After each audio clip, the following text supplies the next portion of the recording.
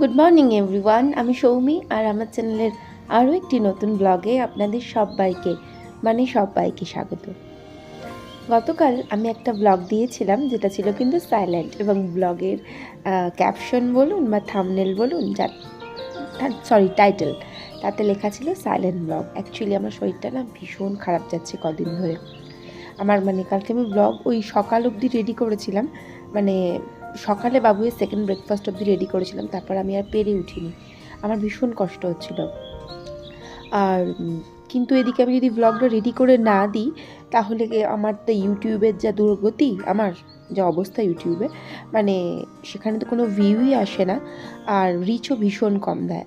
হয়তো ইউটিউবের খুব একটা দোষ নয় এখানে ওই যে আমি লাস্ট মাস দেড়েক আগে আমি যে ঘুরতে গিয়েছিলাম মানালি, সিমলা, ওই জায়গা থেকে ঘুরে আসার সময় আমি না 9-10 দিন মতন কোনো ব্লগ দিইনি।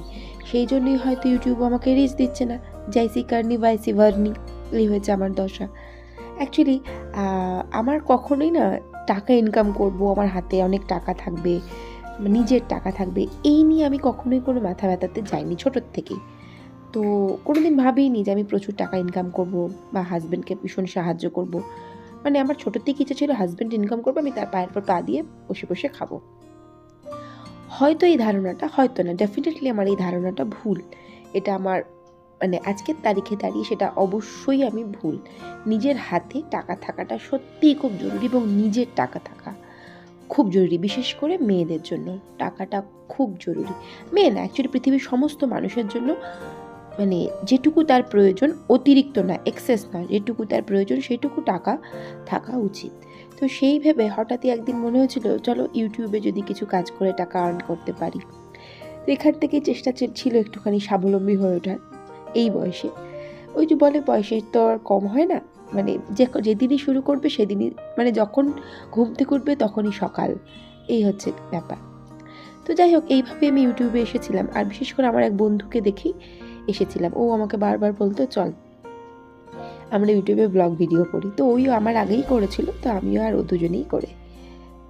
যাই হোক, ভিউ তো ইউটিউব এখন সেভাবে দিচ্ছে না, রিচ তো দিচ্ছে না, সেই জন্য ভিউ হয় না, একটু খারাপ লাগে বই কি, তবুও মজার ছলে করি। এখান থেকে যে প্রচুর টাকা ইনকাম করব এরকম কোনো আশাই আমি দেখি না, তবে স্মৃতি হিসাবে কিছু জিনিস রয়ে যাবে, সেটার জন্যই আর কি। প্রচুর টাকা, হ্যাঁ টাকা আমি কিন্তু চাই, আমার হাতে এখানে টাকা আসুক, আমি নিজে ইনকাম করি, নিজের হাতে খরচ করি, টমালের থেকে যেন আমার চাইতে না হয়, এরকম একটা ইচ্ছা আছে। বেশ কিছু টাকা এলে ভালো লাগবে, আমার লাগবে না যে তা না, তবে সেটাই মেন উদ্দেশ্য হয়তো নয়। আর আমি তো সাধু সজ্জন ব্যক্তি না যে টাকা ছাড়া আমার জীবন চলে যাবে, চলবেই না। আমি তো মিনিটে আমি ফোন যখনই থাকি, ফোনটা নিয়ে শুয়ে বসে থাকি, অনেস্টলি বলছি, আমি অল টাইম শপিং অ্যাপেই থাকি। ওই যে একদিন বলেছিলাম বোধহয়, আমার বোন আমায় বলেছিল তুই যদি এক্ষুনি মারা যাস তাহলে কোনো তোর আত্মা শান্তি পাবে না, তুই বিভিন্ন মলে ঘুরে বেড়াবি, তোর আত্মা ঘুরে বেড়াবে। সেই হয়েছে আমার দশা। তো সেক্ষেত্রে আমার টাকা লাগবে বই কি। যাই হোক, যে টাকা লাগবে না তারা ভুল কথা বলে বলেই আমার মনে হয়। তো প্রচুর সকাল জ্ঞান দিয়ে দিয়েছি, এত জ্ঞান দিয়ে লাভ নেই। আজকে অনেক ভোরে ঘুম থেকে উঠেছি, কারণ হচ্ছে বাবুয়ের স্কুল। তো স্কুল থাকলে আমাকে 4:30টার মধ্যেই উঠতে হয়। উঠে কাজকর্মগুলো তো আমি আগে করব, তারপর বাবুয়ের খাওয়া দাওয়ার স্কুলে যেহেতু যাবে, ওর টিফিন রেডি করারও একটা ব্যাপার থাকে। তো সমস্ত কাজ কমপ্লিট করে নিয়েছি। এখন ঘড়িতে 6:15-20 মতন বাজে। তো আটা ফাটাও মেখে নিলাম। ময়দা তো দই দিয়ে মেখেছিলাম, কারণ আমার লুচি খুব একটা আমি ভালো করে করতে পারি না, সেই জন্য দই দিয়ে মাখলে আমি শিওর নরম হবেই, সেই জন্য অলওয়েজ ময়দাটা আমি দই দিয়ে মাখার চেষ্টা করি।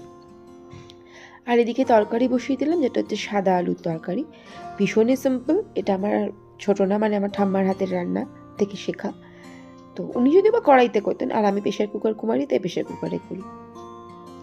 তো এদিকে প্রেশার কুকারে একটা সিটি পড়ে গেল, ছোটো ছোটো করে কাটা আলু, খুব একটা সমস্যা হবে না, ও সিদ্ধ ডেফিনেটলি হয়ে যাবে।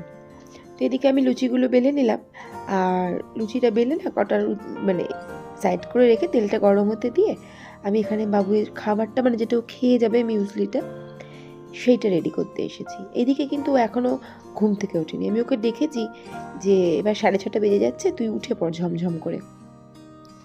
মানে সকালবেলায় মাথাটা আমার গরম করে দেবো কানফান মুলে গিয়ে, তখন উঠবে হয়তো। তো এদিকে আমি লুচিটা বসিয়ে দিলাম। গরম গরম ফুলকো লুচি যা ভালো লাগে খেতে। ইস, আমার মা কিন্তু ছোটোবেলায় আমাকে লুচি দিত না টিফিনে। মানে আমার মনে পড়ে এখন, আমার বেলার স্কুল ছিল, আমিও মিশনারি স্কুলে পড়তাম। বাবুও যেমন কনভেন্ট স্কুলে পড়ে, আমিও ছোটোবেলায়, আমি কেন, আমার বোনও মিশনারি স্কুলেই পড়তো। ওটা মেয়েদের স্কুল ছিল, আর বেশ বেশ সুন্দর পরিবেশ ছিল। স্কুলে বড় বড় পুকুর ছিল, বড় বড় দুটো মাঠ ছিল, খুব সুন্দর। আমাদের মানে বিল্ডিংটা, আমরা মাটিতে পড়তে বসতাম, এত সুন্দর একটা পরিস্থিতি, এত সুন্দর একটা পরিবেশ ছিল। যাই হোক, এদিকে লুচি টুচিগুলো সব করে নিয়েছি, আর এদিকে তরকারিটা কমপ্লিট করব আমি। একটুখানি ভালো করে নেড়ে দেবো আগে, আর যেমন দিচ্ছি, আর হচ্ছে গিয়ে এটা কমপ্লিট করব আমি একটুখানি ঘি আর একটুখানি গরম কি বলে, গোলমরিচ গুঁড়ো দিয়ে। অ্যালবেল করছি, বলতেই পারছি নাকি, গরমে মাথা খারাপ হয়ে যাচ্ছে। তো এদিকে বাবুইকে টিফিনটা রেডি করে দেবো। ওকে জিজ্ঞাসা করেছি, বাবা কটা লুচি দেবো, মানে যেগুলো বেশি ফুলেছে সেগুলোই ওকে দেওয়ার চেষ্টা করলাম, খুব একটা ভালো হয়নি তো সেই জন্য। এদিকে লুচিগুলো ওকে আমি মানে গুছিয়ে দিয়ে দিলাম। আর তমালও উঠে পড়েছে, আজকে তমাল সকাল সকাল বেরিয়ে যাবে। বাবুই আজকে একাই স্কুলে যাবে, তমালের একটু কাজ পড়ে গেছে, সেই জন্য তমালকে বেরিয়ে যেতে হবে। এদিকে বাবুই ওর খাবারটা খেয়ে নিচ্ছে, আর আজকে মনে হয় স্কুলে পিটি আছে, সেই জন্য এই ড্রেসটা পরেছে। বাবুই বেরিয়ে গেল, আর আজকে নিজেও টোটো ধরে নেবে, যদিও আমি গলির মুখ দিয়ে যাবো, টোটোটাকে ধরিয়ে দেবো। তো বেরিয়ে গেল, আর এদিকে আমার কিন্তু ঘরদোরটা টোটাল গোছানো হয়ে গেছে বাবুই চলে যাওয়ার পর। যেহেতু ও শুয়েছিল এই ঘরে, ও তো সকালবেলা হুটোপাটা করে বিছানা গোছাতে পারেনি, আমি সব সুন্দর করে গুছিয়ে দিলাম। আর বুকশেলফটা যদি ওই গুছিয়ে গিয়েছিল, আর ঘরদোর আমার এখান গোছানো কমপ্লিট। আর এদিকে সকালের অত কিছু রান্না বান্না করার পরে না, সব রান্নাঘরটা আমি ভালো করে আবার পরিষ্কার করেছিলাম, তেল ফেল হয়ে একাকার হয়ে গিয়েছিল। আর এই সকালে 7টা 10, 15, 20 বাজে 7টা, তার মধ্যে আমার অতগুলো বাসন পড়েছিল। এদিকে বড় ঘরের বিছানাটাও আমি তুলে নিয়েছিলাম, ঘর দুটো গুছিয়ে ঝাড়ফাট দিয়ে, মানে ঝাড় তো সেই 7 সকালেই দিয়েছি, মানে আসবাবপত্রগুলো ঝেড়ে ঝুড়ে রেখে দিয়েছিলাম। এবার আমি সত্যি বলছি, আমি না খুব ক্লান্ত হয়ে যাই, এই কন্টিনিউ ঘন্টা 2-3 কাজ করে যাই, তো আমি এখন শান্তিতে একটুখানি শুয়ে পড়বো, শুয়ে একটুখানি ফোনটা দেখবো। আর ফোনটা মানে নানা রকম ফেসবুক, ইউটিউব, আমি ফেসবুক বা ইনস্টাগ্রামে প্রচণ্ড থাকি, আমার খুব প্রিয়। তো মানে আর তারপর হচ্ছে শপিং অ্যাপ, এইগুলো ঘুরে ঘুরে বেড়াবো এখন। তারপর একটুখানি শান্তিতে শুয়ে, বেশ অনেকক্ষণই শুয়ে থাকবো, উঠে তারপরে রান্না বসাবো।